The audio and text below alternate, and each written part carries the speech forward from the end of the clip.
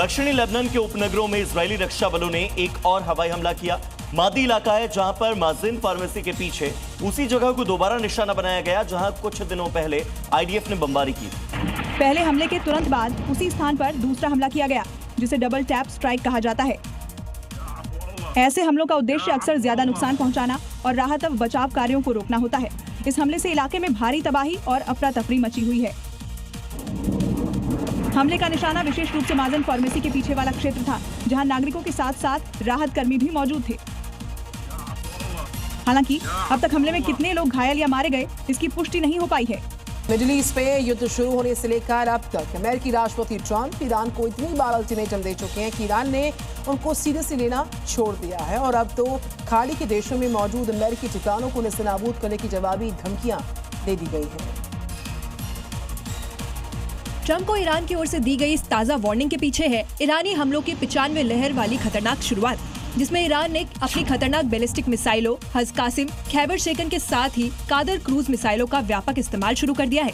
यानी एक और ट्रंप अल्टीमेटम पर अल्टीमेटम देकर सीज फायर की कोशिश में है, लेकिन ईरान तो अब फायर मोड में है।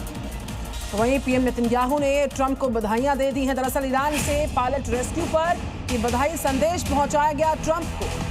आपको बता दें कि ईरान की धरती से, ईरान की सरजमीन से अमेरिका ने अपने पायलट और साथ ही वेपन सिस्टम ऑफिसर को सुरक्षित बचा लिया और 2 लोगों का सफल रेस्क्यू ऑपरेशन ग्राउंड पर जाकर के किया गया, जिसके लिए नेतन्याहू ने ट्रंप को बधाई दी। ट्रंप को बधाई देते हुए नेतन्याहू ने कहा कि ऐसे रेस्क्यू मिशन को अंजाम देने का इजराइल का पुराना इतिहास रहा है। इसके साथ ही नेतन्याहू ने कहा कि इजराइल ने ऐसे कई मिशन को अंजाम दिया है।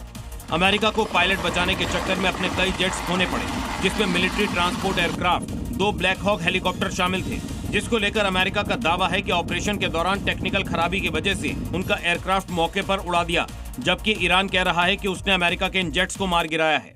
ब्रेकिंग न्यूज है, सेंट्रल कमांड ने एक वीडियो को जारी किया। ईरानी ड्रोन को मार गिराने का वीडियो है। हवा में ही ड्रोन को तबाह कर दिया गया। अमेरिकियों को टारगेट करके ये ड्रोन दागा गया था। गल्फ कंट्रीज भी ड्रोन के टारगेट पर थी। बताया जा रहा है कि हवा में ही ड्रोन को इंटरसेप्ट किया गया और एयर डिफेंस सिस्टम ने इस ड्रोन को खत्म कर दिया।